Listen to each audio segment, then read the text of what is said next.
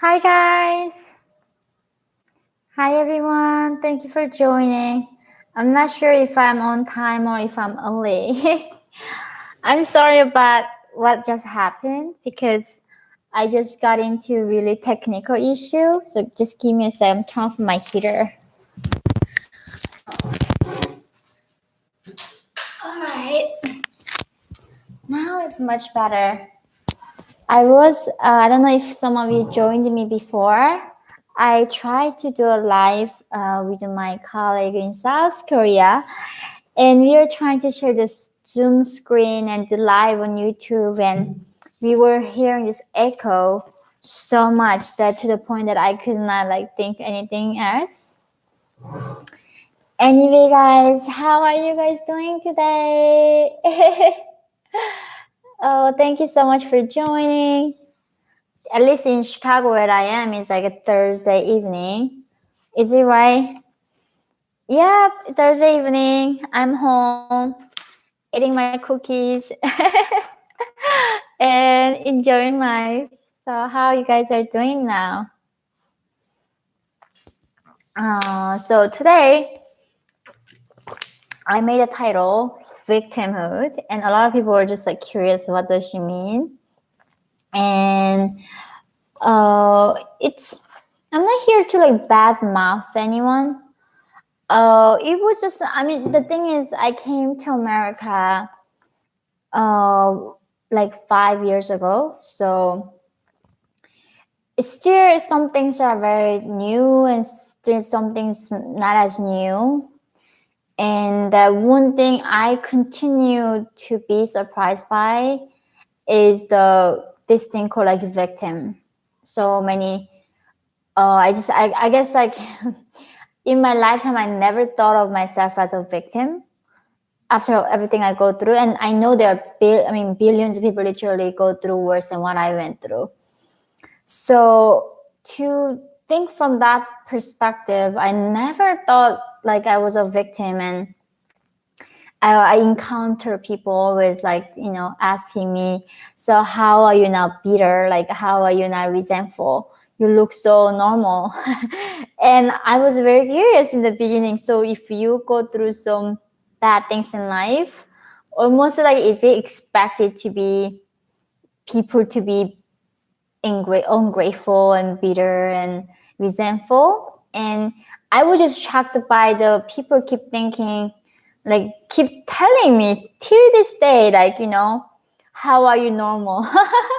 That is the most hilarious question I always get, even with my friends who know me so many years, still curious, how are you normal? And I really wanted to talk with you guys, where this idea coming from that if people go through something hard, they almost expect it to be not normal. And that is something that I had a bit of a culture shock in America. And also all about this, the oppression, injustice that people face in America. That was also very new. Guess because even living in North Korea, that I did not even know the word for injustice. So that maybe does it with me that I don't see as much oppression and injustice in America than most of Americans are. So, the happiness is a very relative thing. So all my life, all our experience was deprivation and starvation, hardship and injustice.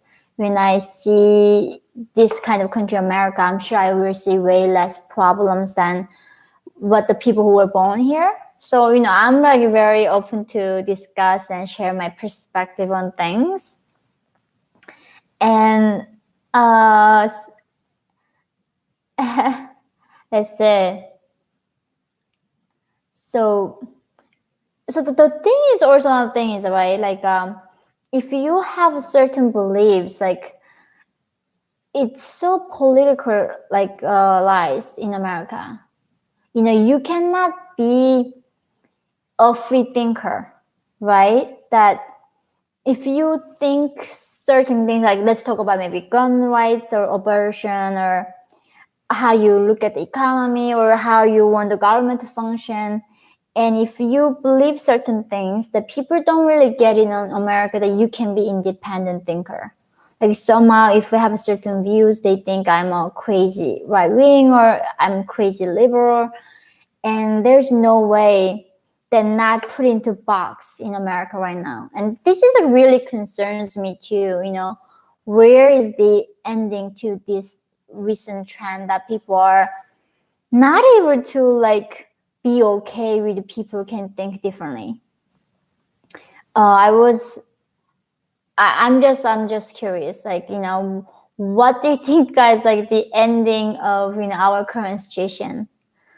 And it is so frustrating, if I have certain beliefs, people keep saying like, oh, you are brainwashed by Republicans, and or if I say something like that, you're like brainwashed the liberals. It's exactly the same but from the both sides. And it's such really frustrating process to be even in America right now. Like, I don't even know where to begin. So anyway, so that's why I wanted to be talking about the victimhood that I see.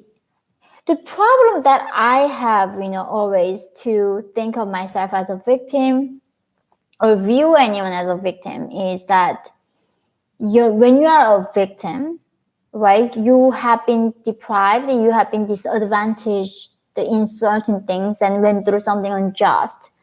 Therefore, you are not responsible for something. And a lot of cases, especially when girls be raped, right, they are victims. They are not responsible for the things that happen to them. But afterwards, that is going through, how you view yourself. It was always helped me that I looked at myself not as a victim, and that helped me to be more responsible and not blaming others. And if you start this game of blaming people, blaming society, blaming history, blaming the situation, blaming every single thing, then life becomes very bitter. So this is really concerning now, like, in America, everybody's just busy at like pointing fingers at each other. Who is the problem? And that everybody says they are the ones victims, and, who is responsible for their misery in their life. And you are responsible your own misery most times, Of course, like the countries like in concentration camps in North Korea, yeah, we cannot blame people to be miserable in a lot of cases, but especially the countries like in America, if you are miserable, I bet at least like 80% of the, responsibilities on you. And to think this way, I'm also a horrible person to think this way. And yeah, but the thing is that I don't know, like maybe people grew up here, never heard a different perspective. And this is why I keep trying to use my voice and to let the people to hear different perspective. Because, in a way that even in America, the education system is some kind of brainwashing and propaganda. And when you go through this school system and being in a society where, all you have to do is blaming history, blaming people, certain group of people, institution, right? Then kids or people never learned to think that problems is in them. And yeah, anyway, that's where I'm coming from. So let's have a Q&A from now on. So people here in the West, soft and sporty me. You're right. About you like your skill. So soft and spoiled, right? I mean, I used to think, how can that be? Because it's only in the recent history that humans have this much prosperity. Only in the recent, even during the Industrial Revolution, right? In the 1800s, 1700s, or 1900s, kids were working in factories, and human lives were miserable. All our, millions of human evolution, we've been starving, we've been hungry, we have been deprived. only in like hot many decades, because of the free market and capitalism, we became so full and don't have to worry about food. That is only very, very recent years in our evolution time. And how people can forget that. So that's what I'm confused, like how people take this for granted. Like how, I mean, this thing only happened, not that long ago. It's almost like within our own memory too. And still so many people are not having what we have. And I don't know why people are having such a short memory. And when we learn history, I don't even know what we are learning in this course anymore. I know. So people say, I didn't realize you're a conservative propaganda machine, right? It is such a black and white. That's the simplest way to think, guys. It's of course, I'm not in a position to tell you how to think. But the thing is, in real life, things are not black and white. If because I don't believe in victimhood, that makes me conservative, and that doesn't even mean anything. What does it mean? Like, there are thousand million different like conservatives in America. Some conservatives like support Trump, some don't. Some conservatives support this and that. So I don't know like how you guys have been so used to putting people into boxes and keep trying me, like, trying me, putting me in a box, and I will not be in a box, because that's individual differences is greater than any group differences. And when you call an individual certain thing, I don't even know what I am fully, and how the heck do you say you know me fully, who I am? Like, do you know yourself that enough? And that is the thing, that's a place we are coming from. We should be so humble that we do not assume things, because like life is a journey of finding who you are and like understanding how the world works. And in that situation, and keep people saying who doesn't even know me, like telling me who I am. And that is a problem that we are having. And I think that is a problem that I see so much in America right now, that I just can't believe whenever I look at like the news, and people have so much education and they don't even have the basic foundation how to look others and how to understand the world.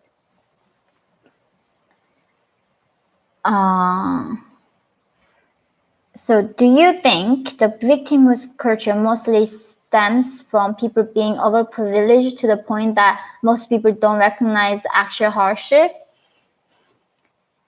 So I do think in America, people who talk about the victimhood, definitely there's a foundation of them not understanding actual reality fully, because I don't know how many Americans in this country been to concentration camps and saw the actual oppression like North Koreans. It's not like I'm not comparing anyone's misery like worse than that, because like right now in Japan, people killing themselves. It's one of the greatest economies in the world, and people are killing themselves, like #1 suicidal country. In South Korea too. And that is why it's not fair when you compare someone's misery is harder, because situation is different. So maybe personal different, like a person in America maybe feel as miserable as someone being in a concentration camp. That can be completely possible. But what we can do to those people is that helping them understand their privilege, like what they have, and getting out of this mentality of being entitlement, is that no one owes you to anything. Nobody owes you to anything. It's you owe yourself to, like, the best things, that everything that you can do for yourself and others. And if you come from perspective, I think life is gonna be a bit more manageable. And this is like what I also didn't get. During the COVID last year, I've been going through so much with my personal life, and it's because like now the fact that I have just bags of like cookies, I should be the happiest person in North Korea right now. But right now I still have my personal issues, and that's why I understand, even whatever the privileged situation you have, I know that people are gonna feel pain and hurt. But the thing is, I'm not saying those feelings are not real. It is so real, but we don't have to promote a culture that validates it. I mean, a lot of things they can solve themselves without blaming other people. So the problems that I have, I can be so easily getting up out of my bed. It's like, oh, because of my trauma, it's okay that I don't function like a normal person, right? Like I'm in a perfect country to do that right now. Like whatever I do, I can be excused. But I don't choose a direction. Like I hold myself into higher standard. And one good thing, even though I'm not a Buddhist, like, what Buddhism teaches is that life is suffering because of our ego, and greed is not in that kind of way, because, people, whenever we try to get more things, and a lot of times it's not enough, we keep wanting more and more and more and more. And I think because of that desire, have wanting more, and ego, that humans suffer. And that's why I think Buddhist says life is suffering. But in other ways, because like in life, what things are in our control, right? Pretty much most of things not within our control.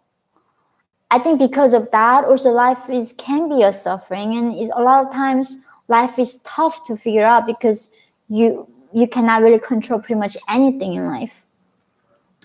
So I think that's what I want my son to understand, to start off the perspective, like how hard the life was and how much better it is now. And their expectations shouldn't be like everything should be so easy breezy. Like, there will be challenges, and because of life is challenging and hard, I think that makes life is beautiful and meaningful. But I think people don't appreciate those hardships, and that that you need to overcome. So here we go. So Nabi, I had a stranger's course, slurs, and even try physical attack me based on my race. But for me, I don't take it personally. Even relatives say and do worse. I salute you for that. I mean, like, I went through the hate crime last summer in Chicago.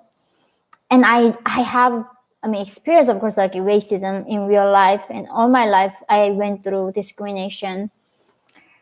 The thing is that there are gonna be bad people wherever I go. And I think right now, there's so much in America, even like hate crimes against Asian people. I don't know how many of you are following Asian news, but that doesn't, of course, it's something that we need to fix. But it doesn't start with like keep saying, oh, poor me, I'm a victim. It doesn't start with that. I think it should be more like empowering us to fix things and make the world a more just and better place. Not like blaming and feel like powerless and resentful and bitter. Thank you, Steve. Thank you so much. So let's see. Yeah, there's no rainbow without the rain. I really think so. I mean, because this, so why, guys, I'm saying this, I really have to be frankly honest with you. So when there's a Meghan Markle, like the interview came out, right? And she said like she felt like suicidal. And a lot of people say you're lying. And like the thing is, it's not up to me to believe her or not. If she says so, I think we should always have a benefit of that and believe her. But if today's thing is not even about trashing anybody, that's the thing, guys. Because I actually, like, honestly, I also had thoughts, and you wouldn't believe it, right? Like, I'm telling you that North Koreans who are so tough to go through so much in China, being sold, being raped and tortured, and go to South Korea, they are more likely to kill themselves 3 times higher than South Koreans. And South Korea's suicide rate is already the highest among the OECD countries, in the most developed economies in the world. So it makes no sense. Like, North Koreans almost looks like they're made out of iron. They are so tough. And why are they going to the country in South Korea where there's so much abundance of food, and they are choosing to end their life? And it makes no sense logically, right? If you're coming from so poverty, all you should be is like grateful that you got food. And that is the thing, people are so, very get used to things quickly. So I had like hard times too. I don't talk about, I'm not like trying to get your sympathy to talk about it. Actually, all I'm saying is I completely get that. Like the things I wrote in my book is like, I saw that I crossed the physical desert, but I see that people in America, any countries, they're crossing the, different desert than me, and to find meaning and try to deal with the life, the hardship. And I think because of that, I think it's just so easy to tell people, what they are. But the thing is, all I'm trying to do is not trying to invalidate people's feelings. It is more about creating a culture that how do we empower these people feels like victims, that feels powerless, feels not protected. And if we keep reminding them how strong they are, how capable they are, how resilient being a human means, that would be way more productive than keep raising fingers and who's wrong and who is racist and who's the worst person, and this competition of who's evil, who's more horrible. I think almost like America is obsessed right now competing and trying to find who's evil. And that's not where I'm coming from. I'm not trying to even divide people here. It just, people can feel that way. Even when you're being a duchess or princess, I'm sure it's so totally possible to feel that way. But that then it's up to us to create a culture that, like reminding each other that we are stronger than this. And I think that's that's what I'm doing right now today, guys. I'm not trying to create any hate to you. So I don't know how to say that. Yeonmi, what are some things you do every day to keep yourself grateful and keep yourself humble despite your new freedom? Besides seeing lots of eggs in your fridge. You're so cute. The things that I do to stay, because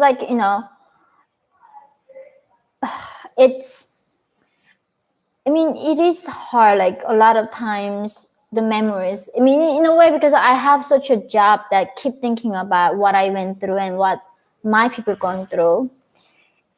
And like March 4th was like my father's birthday. And like I was keep like flashes of memories, like holding my father who was dead, so like pale and white, in my arms. And it was so hard, like, it was like, I wish I was dead so I don't remember that scene anymore, like holding your own father in your arms. But I remember like why he told me that, life is a gift, no matter what, like whatever you go through, living is better than that. Because the fact that you can feel even pain, the fact that you feel miserable inside, like so hurt, is better than not alive. Because that means there's no meaning in that. Suffering, there's sometimes meaning in it, but that means end of everything. And that's what I said. The fact that I can feel pain, that I should be grateful, that I have this privilege to feel and missing my father, because my father cannot even do that. He can't even feel the pain because he's dead. He didn't make it. I think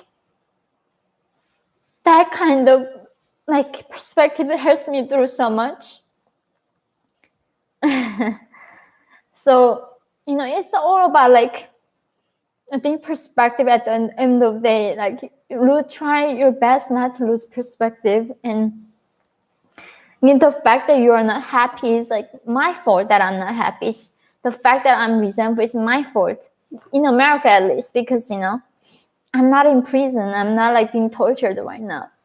So, yeah. So what helped me for the week of my father's passing and just keep thinking that memory was just remembering how much I have, that the fact that I'm breathing, I have nothing to be complained about. I don't have the right to even complain about. So I don't know if that makes any sense, but at least that's how I deal with my past and the pain that I fear to this day. So, Lorraine, is that how I say your name? So anytime people feel like they are trapped in America, all they need to do is listen to your story of your people in North Korea. I continue to support and help me, Anika. Thank you. No, it's not like it's what I'm saying is it's not a competition to who suffers more, whose suffering is worse. I'm not even here to do that. Like as I keep saying, right, people killing themselves in America, their suffering is a real thing, and all I can do is helping them to not feeling that way, you know. Because when people feel that way, we cannot keep telling them, oh yes, right, you are going through something so unimaginable, what you're doing is hell, so you should continue to fear you're a victim. That's not productive. That's not problem solving. And I guess Americans are very good at right now, especially in the more like liberal side. I see that right side is more about logic, right? They don't care about the feelings, they care about the facts. And the liberal side is more about feelings, how you feel. It doesn't matter logically makes no sense or not. We are more into really validate each other's feelings. But the thing is, like, I'm so sorry to say this, but at the end of the day, what is going to actually solve more problem in productive is a facts, right? Be logical, be factful. But the thing is, feelings are real. Like why humans have born with our heart and brain, right? We supposed to fear and think logically. And therefore, I don't think we can come from a place like what you feel is not real. It is real. But then how do we use your logic to help them? What they're feeling might be a bit delusional sometimes even, right? The fact that like I thought about like I cannot deal with this, I would maybe better off not being alive. Like a lot of times in the past, that was very delusional in a way. And I think that's what I'm hoping to see. You know, it's not trying to keep like name calling each other, hurting each other, and calling each other all those bad things, but you know, use both, because we have heart to fear things for other people, and then we have a brain to think for them, and we gotta use both. But in the right side, I feel like they are using only the logic, and in the liberal side, I feel like they're only just using heart. And it's those things hard to work, right? So you gotta somehow connect them. And I think that's where the real challenge that I feel like seeing these two different groups where their methods is just so different. I'm sorry, guys. I don't like block people and trolls, so you see so many people. But thank you, Alex. Thank you for sharing your story. I'm so sorry. You're incredible and you're phenomenal. Thank you. You're so kind, Alex. So, Danny, is right. I recently lost my wife. It is good to just have someone to talk to. I'm new to your channel, and you give me something greater than myself to care about and seeing change come to North Korea. Thank you. Thank you so much for your warm and loving and support. Yeah, I think, you know, I keep telling people, you know, having this support system where you can share is so important. And I feel horribly bad for the people who doesn't have a support system and talk to people. And I sometimes feel bad, you know. You guys are not my therapist, right? But like, I'm very grateful that you're there for me and hear me out. And you know, hopefully the world becomes a more warmer place that people feel safe to talk about how they think and how they feel and express their opinions. As soon as of your opinion, if it doesn't align with their own opinion and their own beliefs, you become automatic stupid and evil and, you know, all of those things. And I keep saying, like, freedom of speech doesn't exist to protect yours, but it's protecting the speech that you disagree with. And I think as long as we become resilient enough to hear different ideas and not get offended and not taking that personally, that's a great mental health that we can have. People keep talking about this mental health in America. It's like people are to the point are so weak that as soon as they hear somebody who disagrees, they get like triggered and they get upset and they have to call them like bad names and make them the worst people in the world. And if we can overcome that, I think as a humanity, we can achieve so much more. It's a shame that people are not able to haven't practiced that, because I don't blame them, because when you go to universities, all they're caring is about like safe space in the place where we should be challenged and we should be uncomfortable. In that intellectual place, all they're dedicating right now in this Western institution, like educational places, they're creating a safe place. So no wonder when they come to the real world and people are gonna disagree with you and have different thoughts, different history and beliefs, then they suddenly just cannot deal with it, right? And they get like exploded and go to their like own little hole, and they feel safe and they have to be surrounded people only echo their own beliefs. And that is also why a lot of people told me, like, why don't you block these trollers, and I'm okay. I'm happy to hear who disagrees with me, and it makes me more resilient, and it helps me to be stronger every day. Because that is the best protection you can have for yourself and your children, is that not to make everything perfect and safe. Instead, you give them that muscle to deal with the differences, deal with the variety, deal with the this very variousness that we see in life, right? That is the best thing that we can do to ourselves and next to our generation. The casual podcast. Would you ever run for U.S. Congress or Senate? Thank you for everything. Keep going. Thank you. If Kim Jong-un doesn't kill me, and because as I keep saying, I'm still in America only 5 years, so many things are new, and that is a good and bad, right? Because I still can maybe keep my original perspective and I can see things differently, and which I really hope I do that. And also, I have a lot to learn about America. If I feel like someday that I am in a position where I can help more people in America by being in politics, I will do it. But now I feel like there are way more eligible people who should pursue that position than me. So Maya, thank you so much. You're an example of person showing extreme intelligence, not by education, but by personality. I'm guessing you owe it to your parents who are the same. Thank you. I don't think I'm intelligent. I'm not, because I don't know a lot of things, literally. And I don't have a lot of culture, backgrounds to the knowledge, basics, But the thing is, what I'm really learned is that education doesn't make necessarily people happy. What makes them happy is their values and and their attitude and their perspective. So education is very important, but what I learned is really telling my child the right values and how to look at the world. It's like this is what university is supposed to, right? Teach you how to think.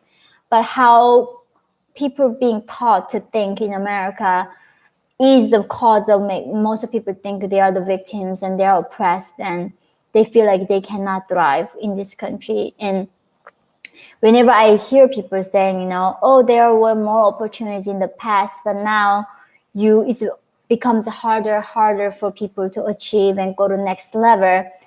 And I never thought about it that way, because I came to America only 5 years ago, and I see this like a revolution of information where in the past, you had to go to maybe Ivy League schools to join that top elite groups.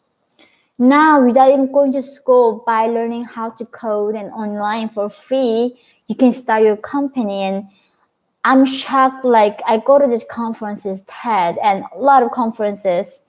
They are like virtual capital firms. Like so many investors have so much capital to invest in the next idea, who's gonna make a difference in the world. And when on earth humans without like connection, backgrounds, education, and race had this much access to information first through the internet, and then like capital. Never a time humanity had this much opportunity. And for me, I thought this way, but people think opportunities are getting like disappeared in America for the most of people, and I just couldn't believe it. And my friend, like who's top elite in North Korea, he works in a caring center for the elderly. At nighttime, he like does a food delivery, and he was a top elite in North Korea. And he keep telling me like how much ways they can you make like opportunity in America, and he's so grateful because he just came to America like last year. And I told him like I wish like you stay that way for the next 20 years too. And it's so unfortunate, you know, Americans cannot see how much opportunity you have. This is a land of opportunity, and this is becoming there. We are creating more opportunities for people, you know, like we don't need to go to Ivy League to listen to like lectures right now. If the fact that you are listening to on like YouTube right now, right? Imagine like when the Socrates was alive, if people wanted to have a lunch with him, what they had to do. And there were questions in the past, right? What would you pay for to have a lunch with Steve Jobs? I don't have to. I can like look up his interviews online for free. I can go into his mind and read his books. So I don't know. Like this is why, like I guess I'm really not like the people in America that who thinks America is the harder place to be. Basking for the memory of our fathers. Thank you. Sorry guys, I'm missing so many questions. So let's see, what questions have I missed? I mean, a lot of questions I missed.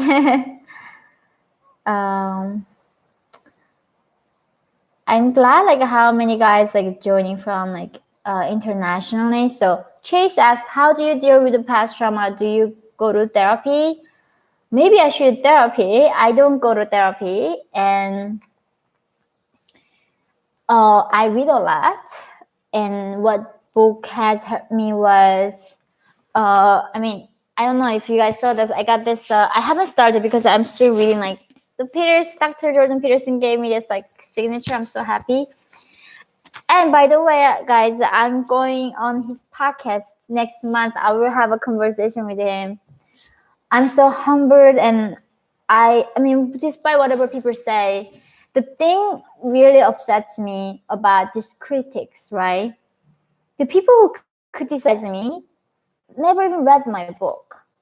The people call Dr. Peterson like racist, all those horrible names. They even didn't read his book. In his book, he's clearly not. And the people who don't do even minimum work to criticize somebody, in order to criticize, you gotta at least read what they have produced, right? So I mean, I'm still like really reading his first book, and I think his story really keeps me on check of, you know, how spoiled I am, how privileged I am, how great humanity is, and how much I should be, you know, grateful for. And but like I guess the history that is, you know, told in so many different narratives, I guess you gotta be careful what you pick up these days, especially nowadays. Yeah, but like reading Dr. Peterson really helped me to make me think that I wasn't the only one who thought this way. It was such amazing to see someone who grew up in the Western democracy who thought the same way that I did. So, and I saw a lot of other thinkers too, intellectual thinkers that I find very inspirational and very brave, you know, because you can play that card. You can be, say, if you are agreeing with the mainstream, so much opportunity comes, right? Like imagine like if I chose a direction of blaming the US capitalism and talking about oppression that people see and how what a victim I am and playing all that cards, I could have gotten so much more opportunity. But people who stand up for truth and what they believe in, I think there is so much meaning in it. So be how I say be cash a cash. I admire your courage. It's sad how little the world know. Thank you. But you guys know you joined. Not. I mean, I still have like 500 people in this room. Not all of you have left me. So it's that's as long as even one person willing to hear the truth, even though it's very uncomfortable, I think that's worth it, right? Changing one person's mind is worth anything. So anyway, so he refers, do you know the people who have fled the communist countries as well? So Danton, right? Greetings from Brazil. Do you know other people who have fled communist countries as well, like Cubans and others? Yes, I met people who fled, Soviet Union, and I met lots of Russian Jews in New York, and I met Cubans and a lot of Eastern European countries, Romania. I think North Korea took it to the extreme that even themselves, the people coming from former communist countries, having hard time to comprehend. I think they have a better understanding because they saw in the first hand of the lie of the government, right? The government promised to people like, I will take care of every single thing, education, healthcare, your well-being, crime, every single thing. I will promise to take care of you. And governments usually never deliver their promises, and they get that. But like North Korea took it to the like another extreme, almost like a fictional like country that North Korea became. That it's in themselves. Like I think in a lot of disbelief, like how far a corrupt power can go to destroy human potential and human lives. Oh, thank you, Saul Tisa. I had no idea North Korean women were this beautiful. You're so kind. Okay, so the way let's see, has set on America verse like Rome. The sun has set on America. Very sad. Gary said that. It's a as a someone like being in public, right? My job to make people hopeful. My job to keep telling people there is a hope. But the thing is, I realized that's not helpful because I am trying to do things that are helpful. I'm sure at this point, I think what I'm doing is helpful. Maybe I regret it next time, right? I don't know. But at this point, I'm going to think what is helpful to the people. I will do that. And the things that I chose was talking about North Korean people and human rights issue and Chinese Communist Party. And also America is that the freedom isn't guaranteed. I think that's what people don't get it. Like who were born in freedom when they were born, they were given this freedom, right? And they don't get that it's not guaranteed. Like nobody is entitled to be free. You are only deserve to be free when you are willing to pay the price to be free. And because the price that were paid by our ancestors in America, the generation that we grew up like right now don't know the price of freedom. What it took for our ancestors to be free. They don't get that because they've never seen it. And as soon as the generation that forgets the value and the price of freedom, I think they're gonna lose it. So, but then we can prevent it by talking about it and educating and raising awareness that, the situation that we are in, like I was so horrible, like disheartened by, what was his name? Like, the Good Morning Britain. He said that he does not believe that in the royal senior like members, when the Meghan Markle said that she wants help for her suicidal thoughts, that she didn't get any help. And he said, I don't believe that. I'm sure like if she went ahead told high lawyers, they would have given her help. It was his belief, it was his opinion, but he got fired for it. And it just, what? Why? And that is the thing, like, we lost our freedom of speech, and we have. And if people are not willing to pay the price to get that freedom of speech back, we are not gonna get it, because freedom is not free. And whenever I told this word before, people told me, "Oh, don't, like, give me a break. Don't be dramatic. Don't be cliche. Like, what do you mean freedom is not free?" And they now understand, like, in order for you to have your own, like, have your own opinion and talk about it, like, publicly, now people paying price with their honor, with their jobs, their security. And right, we are losing so much to have different opinion. So in order to get that freedom back, we gotta do what it takes, which is a lot of fighting to do. So I don't know at what point people who believe in these ideas of the founding fathers that American, like, founders had, right? The individual liberty, the pursuit of happiness, and the Second Amendments, all of these values, they fought with their life. And now it came to us to fight it or not, because it's been taken away from us gradually. And I think at some point the speed is gonna accelerate, right? Look at China, like, how easily they took over, Hong Kong. Hong Kong was one of the freest economy in the world, and now they are not. And it just becomes like that. Like, we will just think, how did this happen to us, right? We always thought America is the land of the free, and one day we wake up, we are not gonna be. And then we are gonna all think, how did it happen? And it's too late then. And so, you guys are smarter than me. You guys are smarter than most of people. And I'm here to fight with you. And this is my homeland now. This is my country. And I don't even know where to begin that journey, but we gotta do it at some point.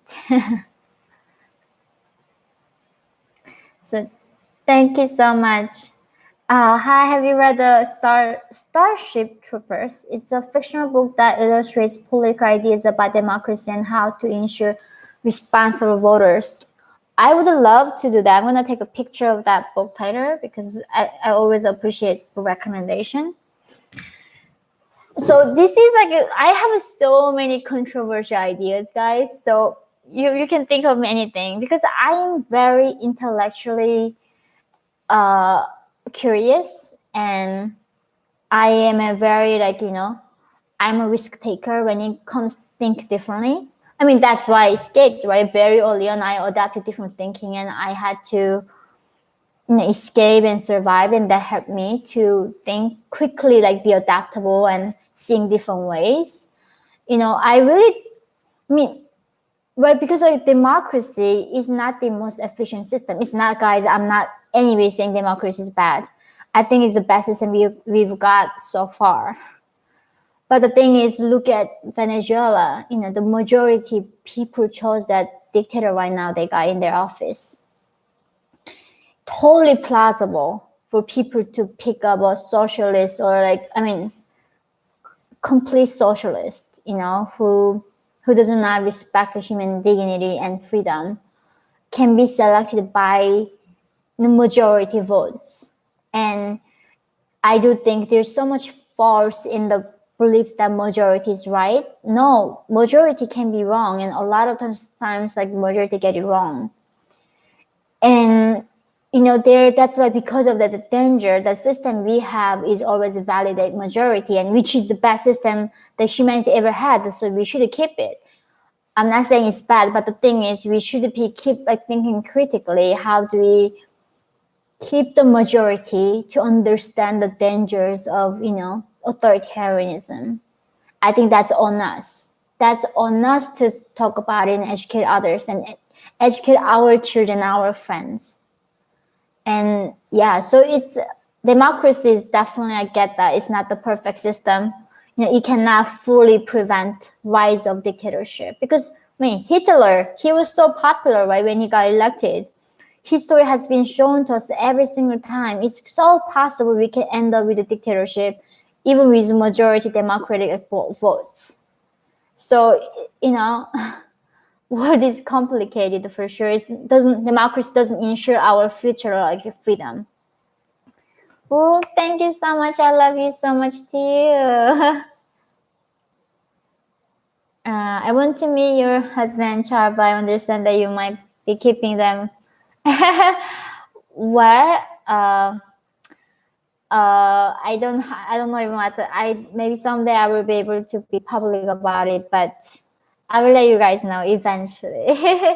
But I'm so grateful for your care and support.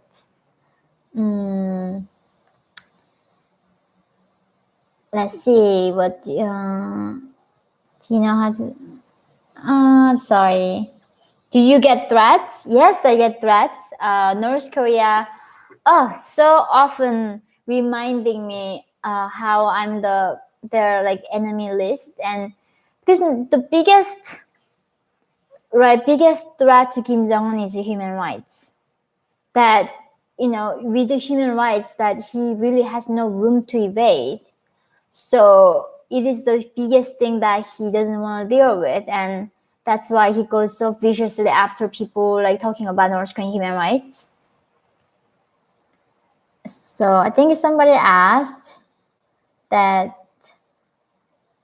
what do you think about the South Korean President Munzein, right? And this is another example, guys, of how we can end up with an authoritarian government. Is, of course, Moon is like democratically elected, and there are a lot of speculation that there was like voter fraud. But still, like, let's say he got elected fairly through election, and he's not for free market. He is such a huge supporter of like heavy regulation, and of course he's very sympathetic to Kim Jong-un because he's a socialist country. Now South Korea housing prices like are tripled after Moon came into the power, and all this regulation does not make people. I mean, some regulations are so helpful. We need to have them, and government can keep that on check. But a lot of them are not, and I think that's why South Korea economy has been so suffering because of the leader they chose democratically, and that's why we gotta make sure people understand the economics. They understand like all the basic things and checks and balances and how the American government works.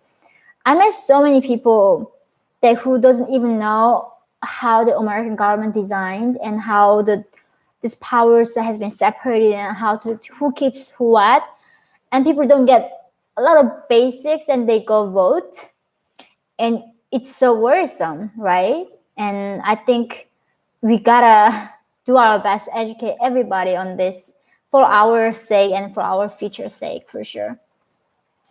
Good book and movies, 1984 and Moment After. I love 1984. It's the book that changed my life. So, Danny, thank you again. I would like to set up a chat sometime. I have a lot of questions. I would like to help raise awareness about North Korea and trying to get people involved. Thank you so much. That'd be amazing. Let's do that. So, let's see. So why do you think the United Nations and the US don't do anything to help free North Korea? That's a great question, right? Why do we even pay this money to UN to exist? Because the council members who decides there are 6 people in this council: China, Russia, the US, I think France. But the thing is, anybody in that 6 countries that veto that the resolution cannot go through, and of course China and Russia has a seat in it. So if you imagine like Saudi Arabia, Russia, and China come together and they decide who are the human rights violators, themselves are the violators, and they decide who is whom. And that's why UN and so many of these people are busy pointing finger at America, the countries like the Western democracy countries, rather than pointing fingers and actual horrible dictators like North Korea. And the other thing is like why the American government doesn't do anything about North Korea. It's a forever mystery. Why on earth are they not doing anything? I think it's because right now, like governments, politicians, right? They don't have to think about long term what is best for America. They have every intention to be reelected. Therefore, they've got to do what gets them popular at this point, at this very moment. The fact right now, like the USA right now printing trillions of dollars out of thin air. Where is that money coming from? It's like from middle class within our tax, our pockets. They're stealing money from us and giving it to the people so they can become popular. So they are being a thief, but they are popular because they are giving a lot of free handouts. And they don't have incentive to be thinking about the long term of America's well-being. Of course, if you think about long term, North Korea has a hydrogen bomb, and it's such a becoming more capable militarily. It's not a good for America to have this enemy right there with their increasing capability every single day it goes by. So it's their interest to go sacrifice something right now to remove it, but they don't do that because it's not popular for them right now to do it. I think that is one, because when the politicians' only incentive is thinking about their time and their own incentive, that's a human nature, right? Like we think about our own desire. So that is a problem. And the other thing is, of course, another incentive is that, in order to fix North Korea, we gotta somehow come up with a deal with China. And everybody in America, in the mainstream business, even in other Western democracies, right? They all have to have business in North Korea. Like even Bill Gates, as much as I admire what he has done to the humanity, coming up with so many vaccines, he saved so many people. Despite his beliefs, but he was trying to build this nuclear power plants to solve energy problem. But with China, and of course, when Trump came in, that deal went away, and he was very unhappy. And the thing is, this is why these things are very complex. So many people trying to do things with China in America, because China is the number 2 the economy in the world. How do we ignore that huge-sized economy? It has the biggest middle class. It has the biggest consumer power on earth right now. So because of those incentives, of course, nobody wants to dare China and challenge them. So North Koreans are so unlucky, their luck is so bad. Like, I think about people like how they can be so screwed by history, have system and timing, and all this interest. It's just such a bad luck. And right, like when humans become so desperate, we become religious. Like I'm not practicing religion, but sometimes I even ask God, like, if you exist, like how are you allowing this? Like, how can you let any child, any woman, any human to go through this? And I think another sentiment is that this so much sentiment of being anti-human, right? We became such a pro-human in the Western countries, right? People become obsessed with vegans. They don't want to kill animals. They want to save animals. It's a wonderful thing, right? It shows who we are, right? We are that loving. We are that compassionate. But because a lot of people believe, I don't know why, that humans are not good for the environment or humans are not good for the world, that people become way more less encouraged to fight for another human than even polar bear or even a puppy, right? We can find more people to go outside right now street that let's fight for this poor puppy that who's not fed and who's not vaccinated, like who's starving. I'm sure I can get way more people than joining me. Let's fight for the people who's been oppressed by a dictator. So the culture has changed. And that's the thing, like North Koreans are left back in the history, and they're still they're going to the Holocaust, and we have evolved to became anti-human as a human themselves. So it's so many reasons why we are not doing anything about North Korea, and it shows so much about what we became in this free world. And it's not that pretty, but I tried my best to see the beauty and hope in it. Sorry guys, this is not something should be depressing Q&A. So this is an immature question. After the amount of time you've spent in America, does your brain automatically start thinking being called skinny as an insult? Skin? No, I'm not. You're so funny. This is another thing.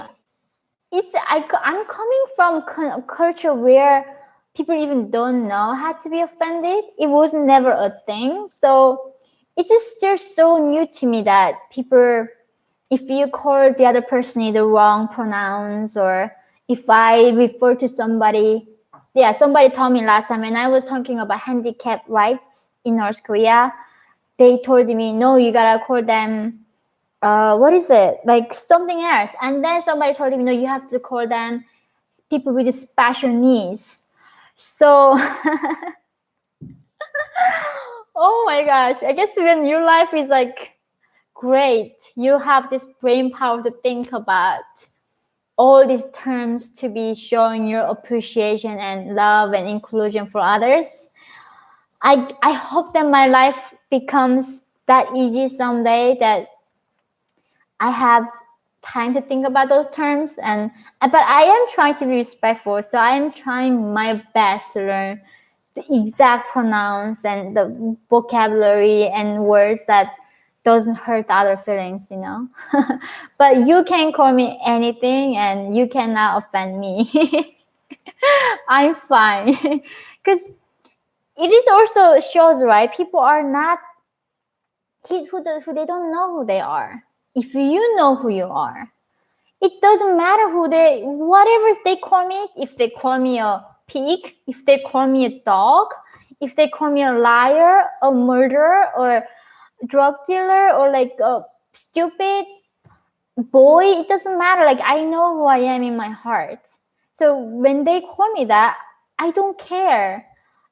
And it doesn't bother me. And that's why, like, instead we are trying to make sure that other people call me the right pronouns and right names to describe me, I should figure out who I am first and believe in myself. That's gonna make me a so much happier person, and so much, because then you have no reason to be offended and get hurt. Right? So it's so hilarious. So my name is Elia. Like, ignore the screen name. If North Korea opened up again, would you bring your husband and child there, or bring your Korean family to America? If Korea opens up, North Korea, I have my son, so I will definitely take my son. And I wanna be back in North Korea, and I wanna bring you guys. I will be your tour guide. That's what I will do. I think, in a lot of ways, that if North Korea opens up, a lot of parts I want to preserve it. And I want North Korea almost like the on-site textbook for humanity, to see what happens when we give up our individual rights and freedom, and what a government with the absolute power can do to us.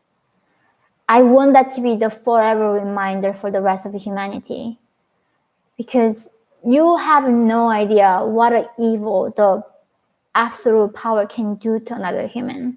The people who never seen true evil, they keep talking about evil, but they don't even know what that looks like. And that's why, like, I really want to bring everyone I know in this free world. They just show them, this is why you gotta keep your freedom with your life.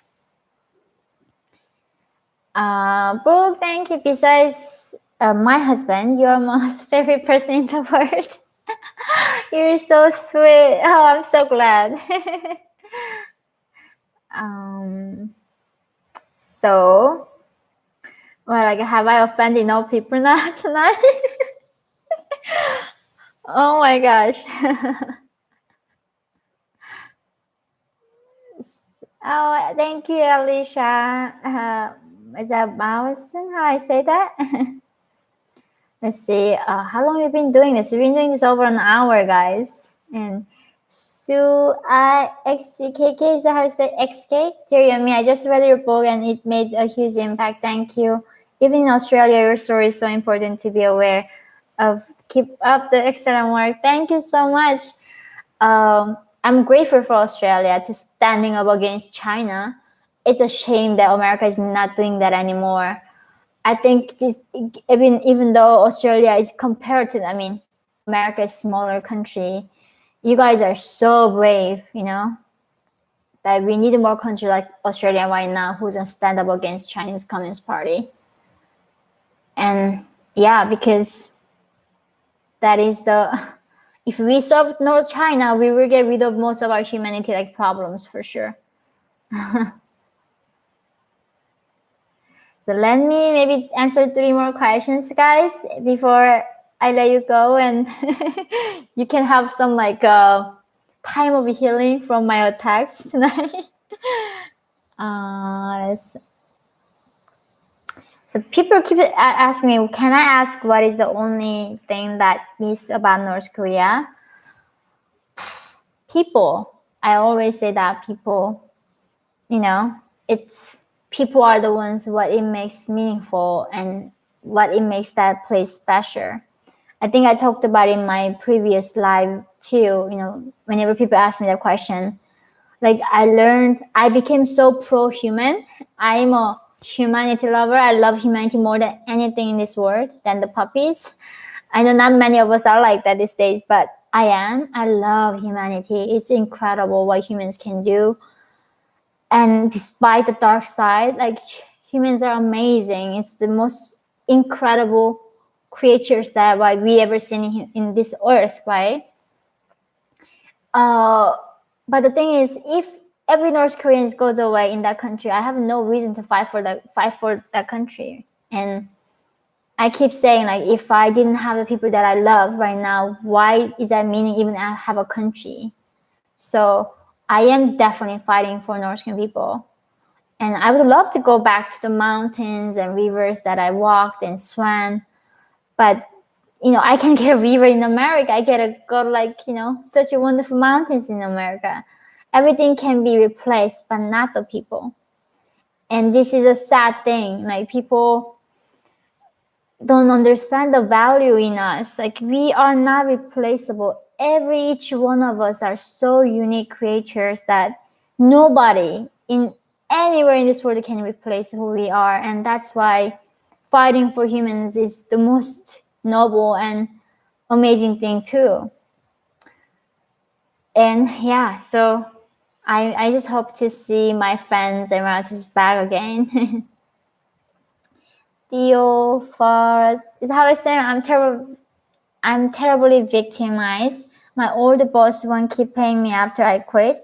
Took away my security and won't give my kid a lawyer title. I swear. Oh my gosh. So I don't know what to say about it. Well, yeah. It's however you fear, it's okay. But the thing is, you are the only one have a power to make you how you fear. People, like, this is also I keep practicing, right? We are gonna fear things. And this is why, like, I like Ben Shapiro. I listen to his, you know, podcasts, and of course a lot of things that I agree and disagree. Everybody, like every person in this earth, even my mom, thinks that I agree with her and I think I disagree with her. It should be normal.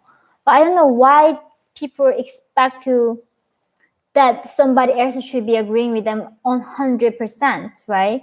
And Ben Shapiro says, like, facts don't care about your feelings. That is true.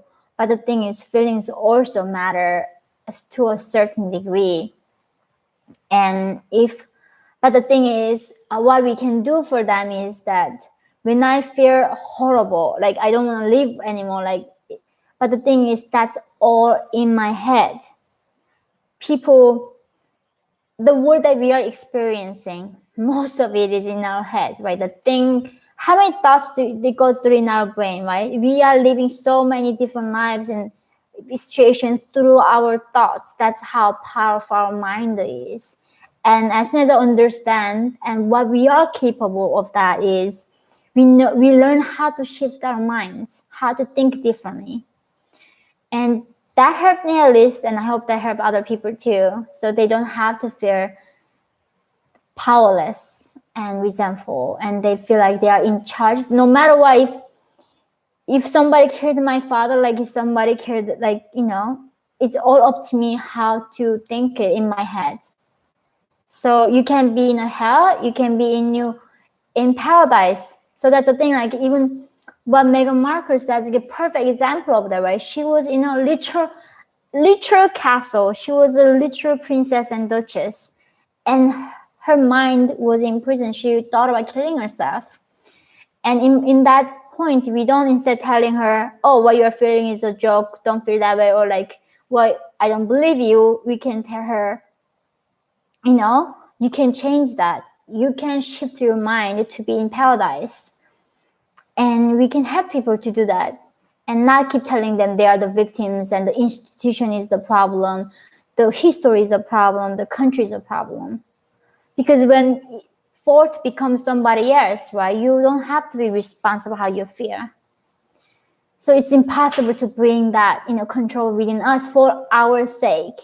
For anybody's sake, we should do that for them. It's not I'm trying to make them like bad people. I'm just trying to help them, and this is why I'm sharing this, like, guys, with you. So I hope that you understand my intentions. Say Hawks, keep fighting for those people. Thank you so much. Arvillian, thank you. Arvillian is how I say. And King of Youths, thank you very much. You guys have been so wonderful. I'm so sorry that I missed so many questions. Are you in favor of open borders? King Twing. I will answer that question after this. So sorry for this off topic. Your story is incredible. I love watching your channel. Do you think you could ever do a video of child games, etc. in North Korea? I will definitely think about that. Thank you, King Twinkers. So let me talk about the open borders before I close it. And thank you very much. And I'm so sorry if I miss all your questions. So I was a refugee myself, right? I completely get that of feeling like when you're a refugee, you're not even a human. Like when I got this ID, that's the only time I started feeling like I was a human. Being a refugee is the most like degrading feeling that you can feel. I guess based on what my time is being in China as a political refugee, like my life means nothing, right? They literally told me in China, those men who bomb me and raping me every single night told me, like, you know what? If I kill you, nobody gonna send me to prison. Like you are less valuable than pig. And it is true. When you kill a refugee or stateless people who doesn't have ID, their life means nothing, and no human should go through that, right? We have innate human rights that God given to us. That's why we have to fight for human rights for all of us, including refugees, including stateless people. And that is a foundation how I look at human life. That's how I look at everybody has a right to be human and be respected and have the rights that, basic human rights. Going above that, I also coming from a country that I completely understand, like, in a perfect world, we shouldn't have crimes, right? We shouldn't have poverty. We shouldn't have a war. We shouldn't have borders. Like if it's a God's garden of paradise, right? Everybody should be healthy. Nobody should be born with different IQ, EQ, physical ability, different. Nobody have any of those differences. But in real world, it's not like that. In real world, we born in a different family, history, time, different capability of our intelligence, emotional intelligence. That's why it's so dangerous when people try to make everybody equal, because it's impossible we can make people equal, because it's what called mutation genetics. We don't do that. In nature, we cannot make things equal. And therefore, in this situation, people born in countries where there's gangs and mafia and crime and war, it shouldn't happen, but it happens, and that's the thing. But that does not mean that countries like America, Canada, Australia, like Italy, all these countries have to destroy their country and let them all in. I came to America not as a refugee. I went to South Korea as a refugee. I got a South Korean citizenship. I came to America with the O1 visa. It's like called extraordinary visa. I was very grateful, and that's how I got my green card, not through marriage. A lot of people say that, but so I was very fortunate. I know how privileged I am, but the thing is, I would understand even as a refugee that, if a country cannot take that or that. So instead, we are trying to open all our country, remove all the borders, and there's no more difference between different countries. That's going to be anarchy. Then we all suffer because of that. Maybe right now we can set up a better system to have other countries have better law, get rid of the gangs, and we can do all those little steps by step, but it cannot be just one day you get rid of the border and let everyone go by in places and there's no more rule of law, right? And I know how cruel this sounds, fierce. As much as I'm a refugee, I've been there. This sounds very cruel, like heartless, but the thing is, it took so much hard work for people to start a country like America. This is a great country, has rule of law, have a foundation, have a constitution, and we should preserve it. Like, we cannot just get rid of all the hard work of hundreds of years of our ancestors built. So it should be all degree of that. I cannot be on the side of the people like no more refugees. That's not also answer to it too. We should consider people within our capability at this point, like how many people can we get, assimilate them, so it doesn't affect the existing population. And also, how much can we make more room to get more people and assimilate them? But it cannot be like everyone come, because we don't have the capacity, and it's gonna harm them. It's gonna harm people who exist in this country already. So immigration is not like black and white. Like, if you ban immigration, doesn't mean that you are a horrible racist, that you are selfish like people, or if you are open border, you are like stupid that want to kill everybody in this country, right?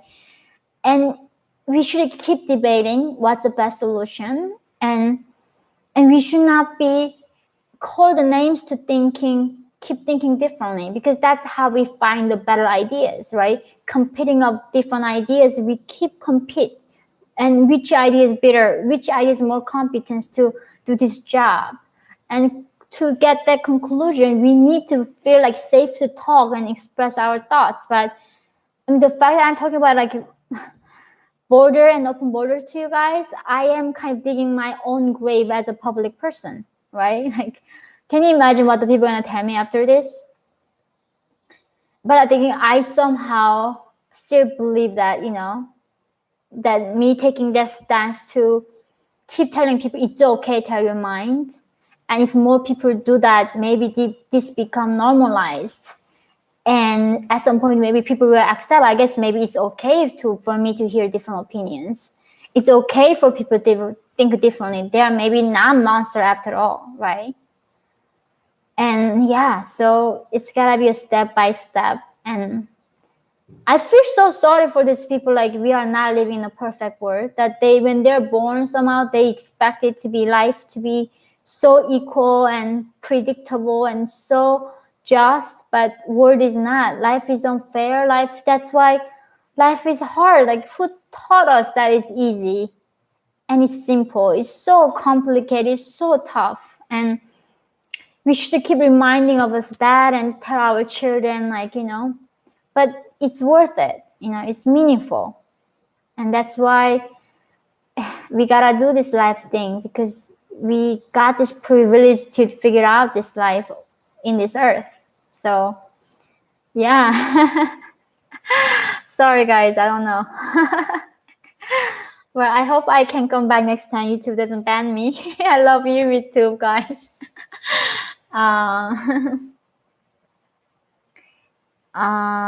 Signed copies. Do you offer signed copies of your books? Yes, I still sell the signed copies of the books, and I'm so grateful, guys. Keep getting the signed copies. I got both hardcover and softcover. It's been very helpful for me to raise awareness, but also there are a lot of other defectors who wrote books too. So keep checking that out as well. But yeah, I'm so grateful. My book came out 4 or 5 years ago in America, but it's been keep translated to other countries. It's been translated around 30 languages, and it really warms my heart, how many individuals care about another human. When it comes to individual level, I think humans are wonderful, and that's why we should not looking at them in a group.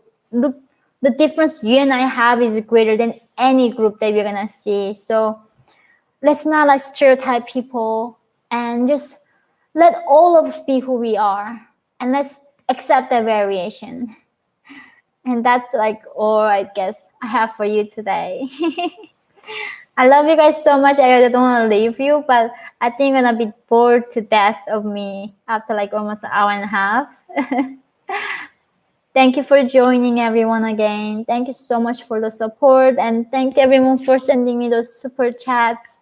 It's been very helpful for me too, because without COVID, I have no income, and it's really helping me to pay my rent and continue my work. And I'm very grateful to have you even to just listen to me. And I'm sorry, sometimes I feel like I don't want you to be my therapist. It's not like I'm using you, but I keep talking about the dark stuff that I face too. But I hope that you share that with me too. So love you guys, and I look forward to seeing you all next time. Okay. Love you guys. Thank you so much for not leaving me today. Bye bye. Bye everyone. So much love. Thank you guys.